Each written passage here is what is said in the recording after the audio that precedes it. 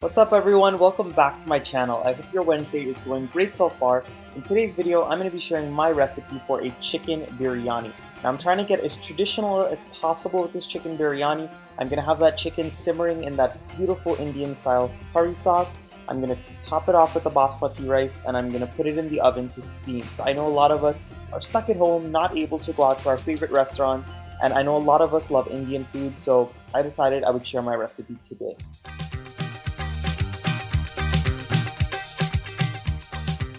So for today's recipe, I am using chicken. I'm using chicken thighs and chicken breast. I've washed it and I've let it drain really well. And now I'm going to go ahead and marinate it with some seasonings. Now I have a garlic and ginger paste that I made, some black pepper, some ground cumin, some garlic powder, a little bit of salt, some amchur or mango powder that's going to give the dish a nice sourness, some Guyanese dried thyme, and some green seasoning that I made.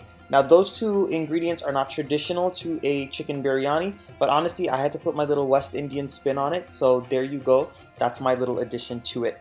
So basically what I'm going to go ahead and do is toss it up really well. I'm going to cover it and let it marinate for just about 30 minutes to an hour while I work on some other things. Now I wanted to mention you can use any meat and treat it in the same way when you're making this recipe, and if you didn't have the amchur powder or the mango powder, you could go ahead and use a little bit of lime juice. Now one of the hallmarks of a biryani that I usually see when I order it at a restaurant is that it has those crispy fried onions on the top and running throughout. So in a heavy bottom pot, I've covered the bottom with a little bit of oil, and now I'm going in with my sliced onions. Now a word about the onions when you're trying to brown them up.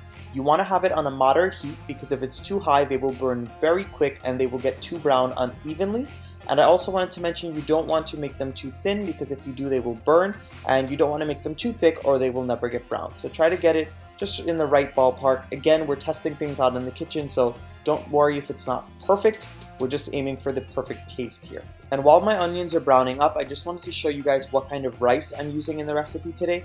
I'm using basmati rice today. I'm using parboiled basmati rice in particular. I want to give a big shout out to Bidesi Imports. If you guys head over to buyeasy.com, you can purchase any West Indian, Caribbean, Guyanese, Trini products that you want. I know under quarantine, a lot of us cannot get out to our local West Indian stores or Indian stores. So this website is definitely a plus and a place where you can find all of your ingredients and they'll be shipped right to your door. And if you head on over there, you can go ahead and put in my code MGC15 at checkout and you will save 15% on your entire order. So my onions have been frying up in that oil on a medium heat for about 6 to 7 minutes at this point. Again, it might take a little longer or a little less time for you guys to brown up these onions.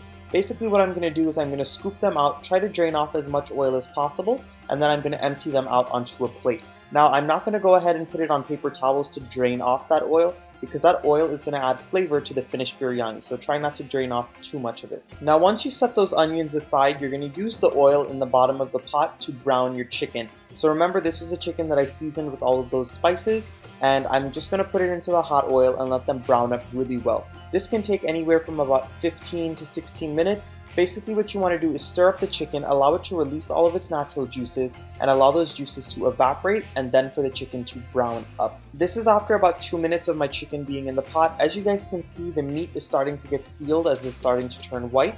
I'm actually going to put the cover on now just so it could spring its natural juices, and I'll show you guys what it looks like when it starts to brown. Now as your chicken is bubbling away and starting to brown, we're going to work on the rice because we do have to par cook the rice a little bit. So in my pot with some boiling water, I'm going in with some salt as well as some cumin seeds. This is just going to add some flavor to that rice so it doesn't taste too plain. And now I'm going to go in with my washed parboiled basmati rice. Now a little word, if you didn't have parboiled basmati rice, you can use regular basmati rice, and if you do not have any type of basmati rice, you can use jasmine rice or literally any other rice that you want. I like this rice because it's a lighter texture and I like the way that it comes out when making biryani, but honestly, use up what you have in your kitchen. So my parboiled basmati rice is going to take exactly 10 minutes to boil. You want to boil any rice that you're using for this dish halfway. You want it to still have a grain in the middle by the time it's done cooking. While my rice is bubbling away, I just wanted to show you guys the chicken. So my chicken has browned up really nicely. You can see it's nice and crispy. About halfway through of having the cover on, I removed the cover so this way all of the juices could release and they could start to brown the chicken really well. Now once the chicken is browned, you're going to go in with some chopped pimento peppers and chopped hot peppers and some scallions. Now these are just my additions. They're non-traditional to a traditional biryani. So if you don't have them, you don't have to put it. but if you do have them, they're a great addition as well. And as soon as you mix in the scallions, the hot pepper, and the pimento peppers, you're going to go in with some thinly sliced tomatoes. Now these were tomatoes that I had in the freezer. That's a great little tip just for especially times like this in quarantine when we can't always get out to the grocery store to get fresh things. You go ahead and freeze the tomatoes whole, and then right before you cook, you take them out about 5 minutes so it could soften up a little bit, and then you can thinly slice it, and it melts beautifully in whatever dish you're cooking and creates a nice tomatoey gravy almost. Once your tomatoes have melted away and fried up really well with the chicken and all of those seasonings, you're going to go in with some yogurt. Now today I'm using Greek yogurt, but you can use any plain yogurt that you want. You can use full fat yogurt, non-fat, whatever you've got on hand, just use that. And then I'm also going to go in with my biryani seasoning. Now one day on the channel I'm going to try to make a homemade biryani seasoning because I know a lot of you cannot get to this biryani seasoning. But the brand that I like to use is the Shan brand. That is honestly the best biryani brand that I like. It has the best flavor, everything's nice and even, and it just has a beautiful taste. So I recommend if you can get that, go ahead and try it out. Now what I'm basically going to do is I'm going to stir it up really well until that yogurt starts to melt away a little bit and you see all of the oil releasing back from all of the spices. Now while the yogurt is cooking up with the chicken and marrying with all of those flavors, my rice is done at this point. So I just wanted to show you guys what it looks like. Now I had the rice boiling for exactly 10 minutes because I'm using parboiled basmati rice. If you were using the normal basmati rice, it's going to take exactly half of the time. So you want it to boil it for 4 or 5 minutes. But if you're using any other rice, you basically just want to go ahead and cook it to the halfway point. You don't want it to be fully cooked because what we're going to do here is layer it on top of the chicken and we're going to bake it in the oven to steam. And once your rice is done and parboiled, you are going to drain it and set that aside. Now it's been about 3 minutes since I added the yogurt and the biryani spice into the pot with the chicken, and as you guys can see, all of it has created a beautiful thick gravy all over the chicken. The oil is releasing back and it's starting to stick at the bottom. Those are your indications to move on and that you know that the spice mixture was cooked properly. So now I'm going to go on with half of my fried up onions that I had done earlier. These are going to add a really nice caramelized taste to the entire dish, and we're just going to stir these in. And once you stir all of the onions in, you're going to go in with a little bit of water. Now some people like their biryani very saucy on the bottom, some people like it more dry. Now I'm a person that I like my biryani to be nice and dry and nice and loose. I don't like the rice sticking up to each other. So I'm just adding about 1.25 cups of water. But if you want it very saucy, you might want to add about 1.5 cups of water to 1.75 cups of water. It just depends on your preferences and your taste. So after I added the water, I covered the pot again and I let it simmer on a low heat for about 5 minutes. What this does is allows everything that you added into the pot to really infuse and for that sauce to get nice and thick. You want it to reduce just slightly so this way there's not too much liquid in your pot. And so this is going to be the bottom layer of the biryani.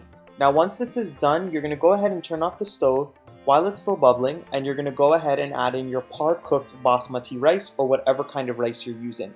And basically what you want to do is just spread it evenly over the top until it's covering all of the chicken and the gravy. Now this next step is 100% optional and you do not have to do it. What I like to do is go ahead and take a little bit of food coloring, only if you have it, and just sprinkle it over the top. A lot of times when you go to Indian restaurants or you see people make biryani, they might add a little bit of color on over the top. It's more of a celebratory thing and just something that people do to give the dish a little better presentation. If you don't want to add it in, do not add it. I know some people are very much against using food coloring in their cooking, so you do not have to put it in. But here I am going on with a little bit of orange and green food coloring, as well as the rest of my fried onion. And along with those fried onions, I went on with some sliced scallions. What I'm basically going to do now is cover the pot and I'm going to pop it into my oven that I've preheated at 350 degrees and I'm going to cook it for exactly 20 minutes. That's going to be the perfect time for that gravy to infuse with the rice and for the rice to get just a little bit softer. So I just pulled my biryani out of the oven and you guys look at that. Look at all the colors, look at the amazing presentation, and look at that rice and how fluffy it is.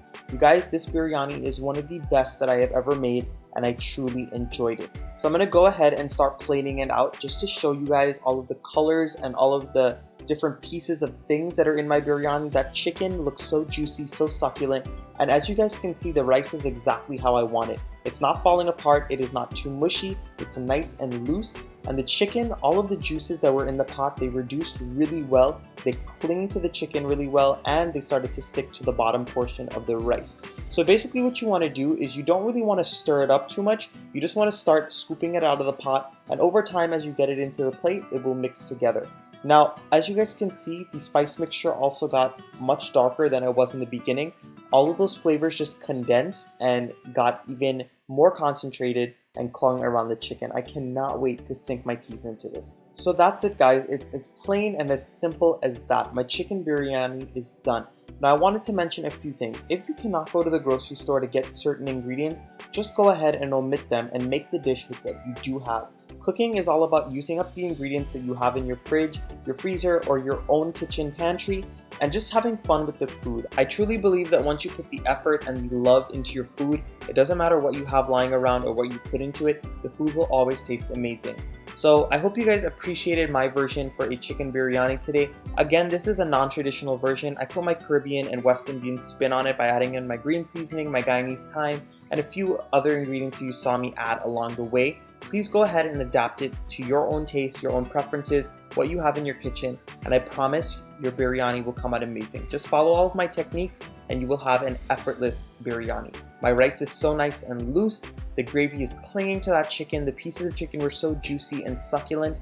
And guys, I'm just gonna have to go now and sink my teeth into this. I can't wait to go ahead and eat. So if you enjoyed my video today, please go ahead and give it a nice big thumbs up. Subscribe to my channel if you're not subscribed yet, and of course, keep leaving your amazing comments. If you need the ingredients and access to them, they will be in the description box below. Just click the little drop down box below the title of this video and you will see all of the ingredients and measurements so you can make this amazing biryani. Stay home guys, stay safe. I'll see you guys again very soon in my next video. Bye everyone.